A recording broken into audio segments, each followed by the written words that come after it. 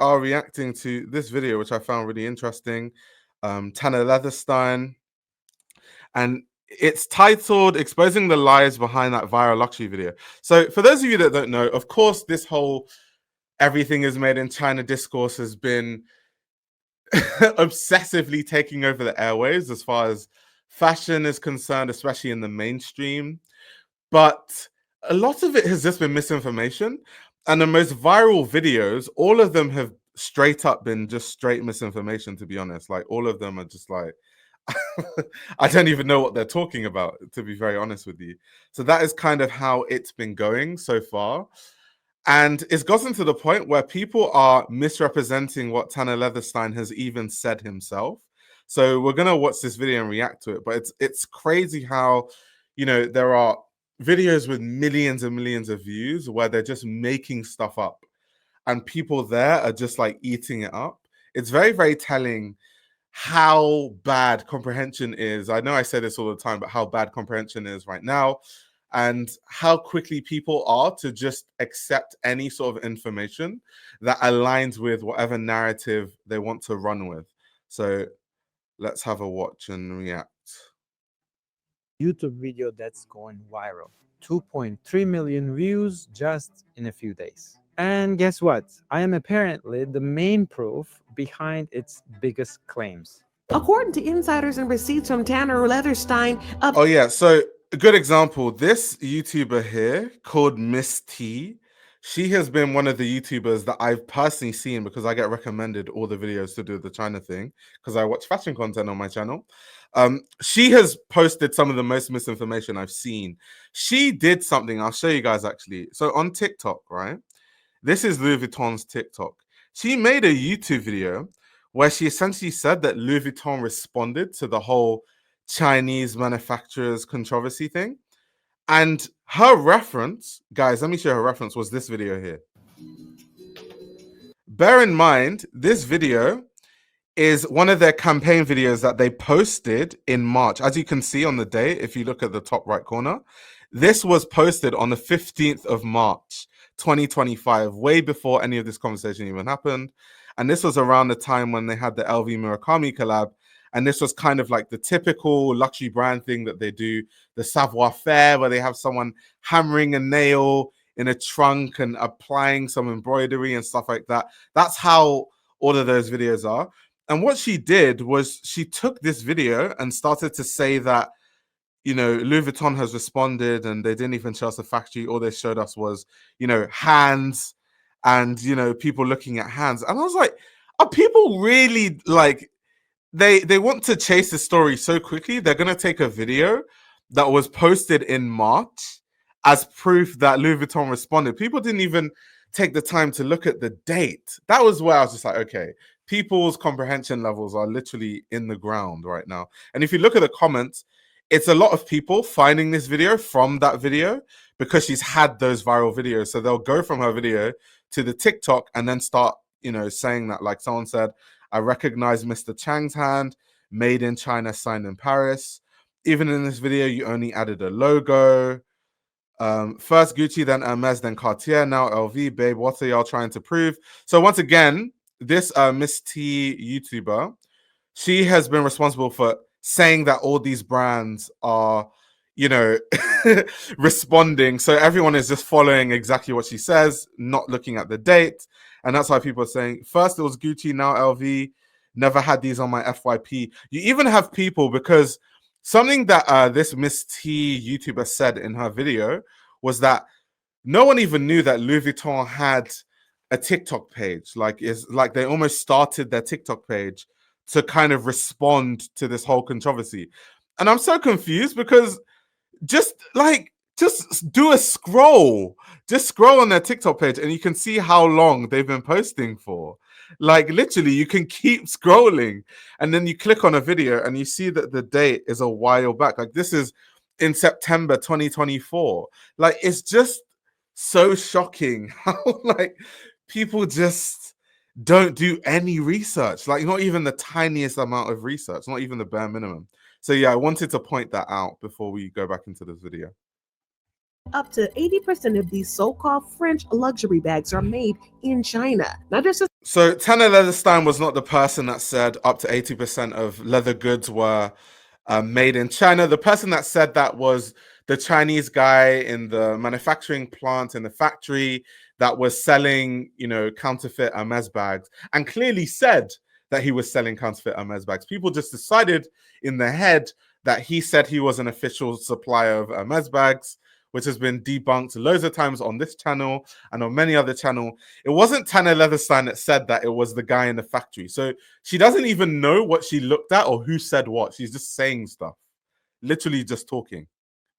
disassembled, manufactured. He also exposed that the cost to actually make a Birkin bag is around $600, not $14,000, not $38,000, $600. Let me be clear, I never said any of those things. Now, I actually love the fact that social media gave us the power to speak and learn freely. It broke the monopoly that mainstream media once had. But here's the downside. The quality of the information dropped to the floor.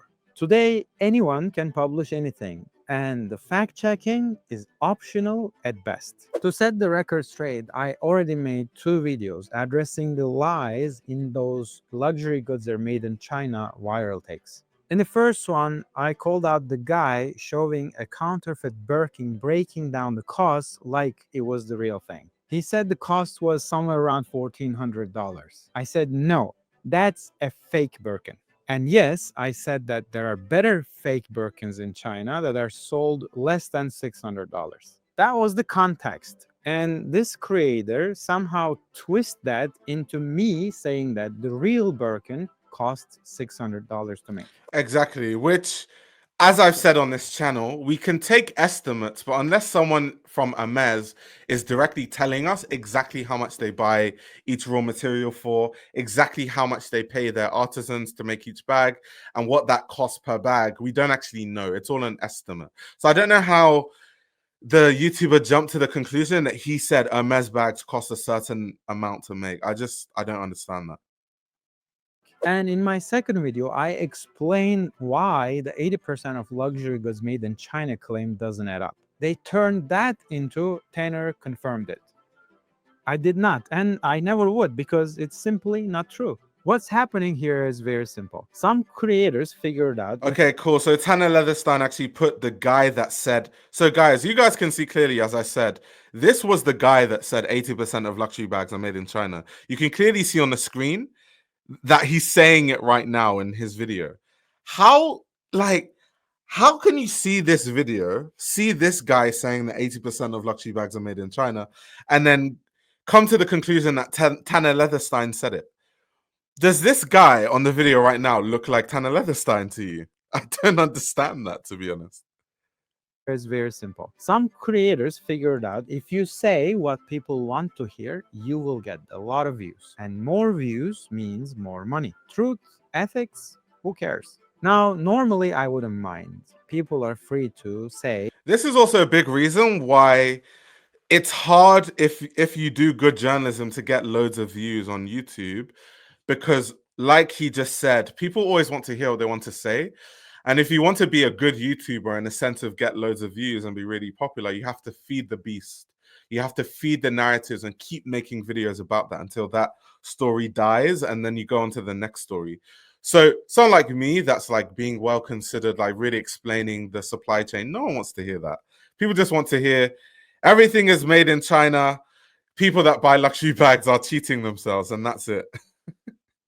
Or believe whatever they want. But when I get used as the base proof on a video spreading misinformation, yeah, that's a problem. I left a comment. I asked them to take it down. As you would expect, nothing happened. Now, here's something else that came up under my own videos. Some people said I was giving luxury brands a free pass. Someone even dragged in Trump's tariffs into it. I honestly couldn't follow the logic.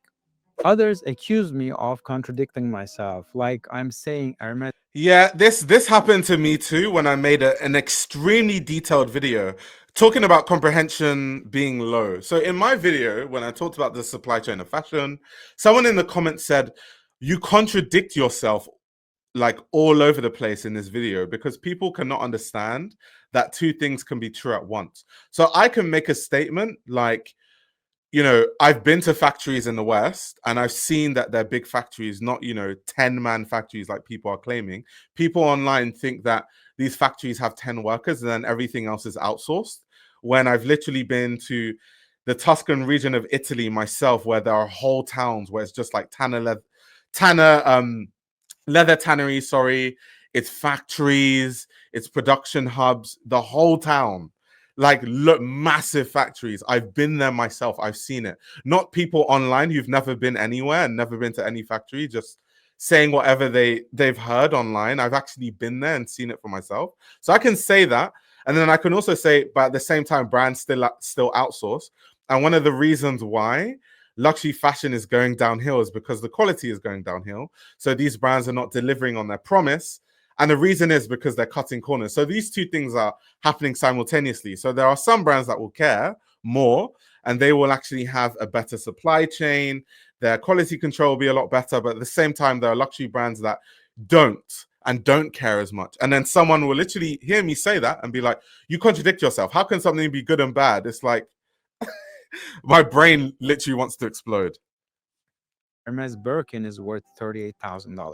Let me say this clearly. No bag, not even exotics or settle stitch ones, from any brand worth $38,000 will never be. And yes, I'm working towards that inevitable Birkin dissection video. One day it will come. When it does, I will break it all down. The costs, the materials, the craftsmanship, the business model, all of it.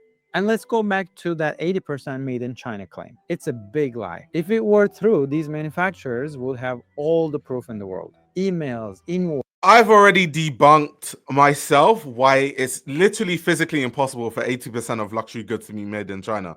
I'll give you loads of reasons here too, because there'll be people that will see this video that haven't seen the past videos. So first of all, luxury brands left China. A lot of them stopped producing in China because China became too expensive as a labor cost market. So the initial reason why brands went to China in the first place was because labor in China is cheaper than a lot of Western countries where luxury fashion is produced, like France, like Italy, like Spain, which are big hubs, like Portugal too, Turkey.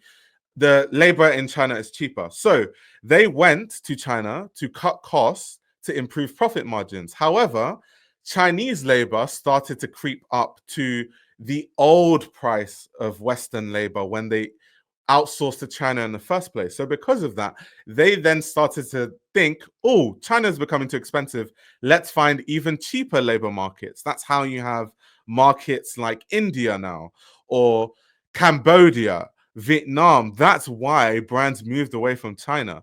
So it's literally impossible for 80% of luxury goods to be made in China when luxury goods are produced in Turkey, they're produced in Portugal, they're produced in France, they're produced in Italy. Italy is actually a top 3 manufacturer of all luxury goods, by the way. So take from that what you will. They produce in so many countries and they're leaving China in like record speed, one because of the tariffs and two because the labor is too expensive. So how anyone that does research can think that it's true that 80% of luxury goods are made in China, I don't understand that.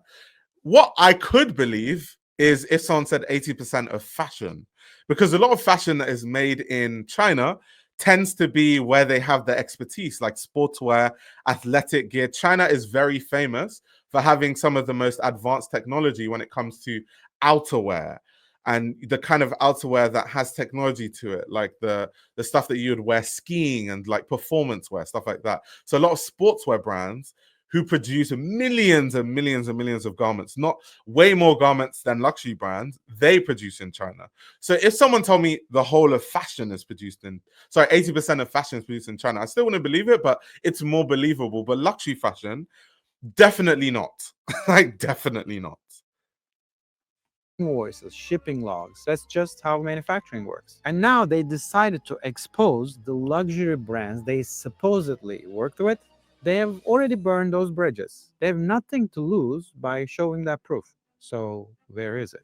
If they've got it, great. I will love to learn something new and change my perspective. Until then, I have no reason to believe that claim. Now, don't get me wrong, I deeply respect Chinese craftsmanship. China has stopped being the cheap production place a long time ago. They have serious skill sets. They have got access to the best European leathers, they make the world class hardware, and they have incredibly skilled artisans, even in saddle stitching. Which is exactly why I say this. Don't waste that talent making counterfeits or running disinformation campaigns just to push fakes. Build your own brands, tell your own stories. You will have more creative control, more pride, and a sustainable success. And for what it's worth, I am dreaming about making my absolute highest level product line made in China proudly. Why? Because I know what's possible there. I believe I can develop an amazing product with an honest and accessible price point. So this is the thing about what Tanner is doing, which is really smart. He's saying that he's going to make a high crafted brand that's all based in China. And I've talked about this before. China has the expertise to make high quality goods. It's just the intention of brands that go there. When all the luxury brands went there with the sole intention of taking advantage of a lower cost labor market, of course they're going to want to cut corners at every turn, and that's why the quality would go down. But if, like Tanner is doing, you go with every intention to only find the best manufacturers with the most skilled workers, then that's what you will find. It's not rocket science. I'll work towards it as much as I can find time and see what we can accomplish with Chinese craftsmen. So yeah, social media changed the game. We all have a voice now. Also, we do have chaos. Let me know, what do you think? Has this shift made us better informed? Also, Rachel, this is very true. So a lot of what happened, because a lot of luxury brands started outsourcing to China, there are a lot of factory owners in China that became really, really rich, like literally built generational wealth, creating factories to meet the demand for these luxury brands. And you see a lot of these Chinese fashion groups now buying luxury brands, even Western luxury brands. They have put money into the infrastructure of other Asian countries like Vietnam. A lot of the Vietnam factories are owned by these same Chinese manufacturers. So yeah, that is definitely true. It's also always been that way, because I remember before China became the big thing, there was actually, and if you read How Luxury Lost Its Luster, you would know this, but there was a lot of production in Hong Kong at the start before a lot of it went to mainland China. And there were these factory owners in Hong Kong, when they saw everything moving to mainland China, they then started to build their own factories in mainland China. And then obviously the manufacturers in mainland China learned from this and have now built their own factories where they see these luxury brands going, like Cambodia, like Vietnam and stuff. So very, very good point to bring up. Or just louder. As always, until next time, stay entertained. So yeah, I thought it'll be really interesting to react to this because, like I've said, the misinformation is just crazy. It's quite insane how people love to talk about things that they know nothing about. Like, I have a fashion channel, but I like work in the industry and all that sort of stuff. I don't have I'm trying to think of like an industry I literally know nothing about. Like, I don't have a car channel where I'm talking about the supply chain of cars and how cars are manufactured when I don't work in the industry. And I definitely wouldn't know how that works, right? I've not been there. I've not worked in the industry. It's crazy how people will jump on any story with no information and not even do any research to see that the dates don't even tally when they're claiming that certain brands respond and stuff. It's crazy. It's totally, totally insane. Dolce, so we can thank Coach for being one of the first brands to find quality maintained. Outsourcing, and then everyone flocked. Yeah. Also, this is true. There are Chinese-owned manufacturers in Africa. That's true too. Okay, yeah, Rachel said, yes, my husband's family is from Hong Kong and owned a hat factory. Exactly this story. Yeah, guys, I know my stuff. Like, guys, this is the industry I've been working in since I was 18. I'm now 27. This YouTube channel runs on your support. If you want to support the channel, you can subscribe to my Patreon. You'll gain access to exclusive content that includes everything from my Patreon podcast, where I give a behind-the-scenes insight into the fashion industry, as well as a fashion book club where I review my favorite fashion books. You can also check out my fashion ebook, which highlights the best fashion journalists to follow, definitions of common fashion terminology, and how to determine what a good source of fashion information is. The links to everything are in the description below.